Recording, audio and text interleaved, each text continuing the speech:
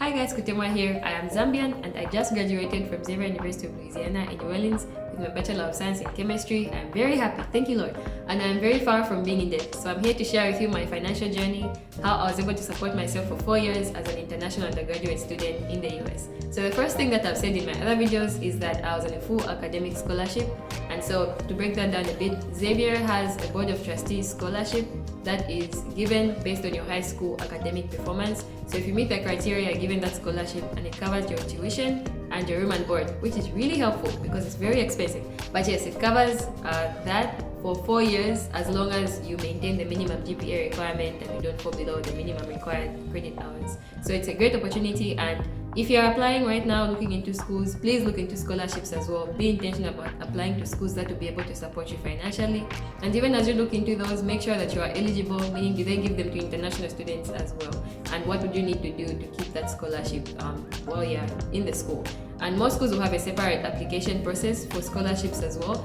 But Xavier is unique because everyone who applies is considered for the scholarship.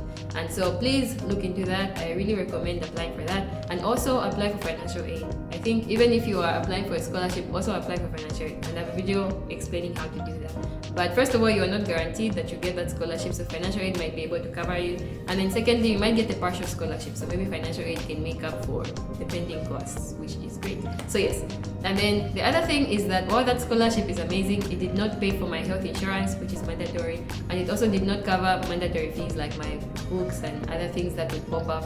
And also I had to pay for my cost of living because I love my country, but our currency is not so strong against the dollar, so I really needed that support. So second thing is I got an on-campus job. So when I got here, I really started searching, and it's very normal for people to work on campus. So hopefully at the schools that you're going to, that's also something to look into. Check if there are possibilities for employment on campus, because an F1 visa permits you to work on campus. And so I was able to find work in the library. To be eligible to get paid, you have to first get a social security card. I would be happy to break down that process if you want me to, so let me know in the comments down below. But yes, I was able to get that card. Long story, but New Orleans was hit by a hurricane my very first semester, and so the process took longer than because of the hurricane. But yes, I was able to work on a volunteer basis so that they don't forget me after I got the job, and then I was able to get paid after some time. So yes, I had a well-paying job on campus that has really worked wonders in sustaining me. I also became a research assistant.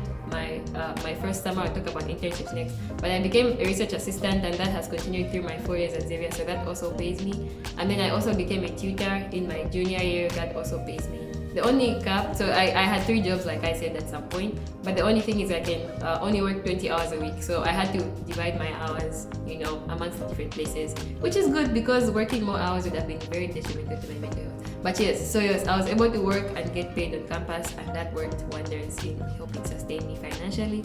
And then the third thing is internships. So I don't know how common it is in other countries. I know Zambia has internships, but it's very rare for internships to pay you. Here, almost all internships are paid, and so that's amazing. It differs based on what you're aiming for. I'm in academia, that's what I'm aiming for. So my internships have been at universities. They don't pay as much as industry or as these big tech companies. It differs based on your major and where you want to go. But yes, they will pay you silly amounts of money for an internship.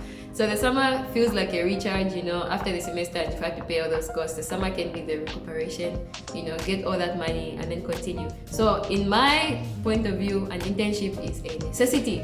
So definitely plan for it. If you're a student right now and you are stuck, look for an internship. That could really go a long way. And I know one of the things is that internships in the US normally, well not normally, but a lot of them require citizenship. So I know the struggle I've been through it of having to look for internships that support international students. So I built a platform called F1 Internships, and it has internships that specifically support international students. So please visit my website. It has a bunch of other advice as well. I'll link it here. And if you're not in the US yet, also save it somewhere. I don't know, it might come in handy someday.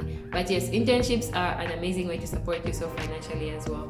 Then in addition to that, there's other things. I've heard of people who take part in like competitions, like hackathons, and I don't know. I remember taking part in this program my freshman year. It was called HBCU First, and it was like training you to be ready for college, but they give us a stipend at the end of it. So there's also other opportunities in the mix. I mean, obviously don't depend on them, but there's other opportunities in the mix. to be able to get money that way. Then the other thing that I really recommend is investing your money. One thing about being here in the US is that there's a range of ways to live, I will put it that way. So it's very easy for you to say, I'm going to reduce my cost of living and I will be humble. I will be humble as I invest and as I save. There are high yield savings accounts. You can start a business, you can, I don't know, buy bonds from the government. But that's also a way where you can continuously secure your financial state, because obviously many things can happen. Like I said, the hurricane hit my freshman year. If I had to travel, I had to have some money. So yes, so stability, being stable comes with effort and time and being intentional in how you spend and save your money.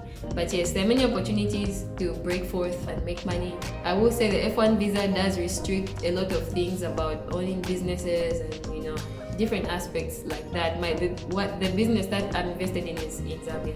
I can legally do that here. But yes, there are many ways that you can continuously just pour into sustaining yourself in the long run. So don't get carried away in the life of, oh yes, I also, like if you want to spend money here, that's one thing. If you want to spend money, you will spend it because the temptations are very high. But anyway, the point of this video is that it's possible for you to go through 4 years and be fully supported and be able to support your family, and it's really amazing. So if you're on the journey of applying here, keep going, keep looking for those scholarships because they are there. And yes, let me know if you want me to talk about something else in another video, and thanks for watching.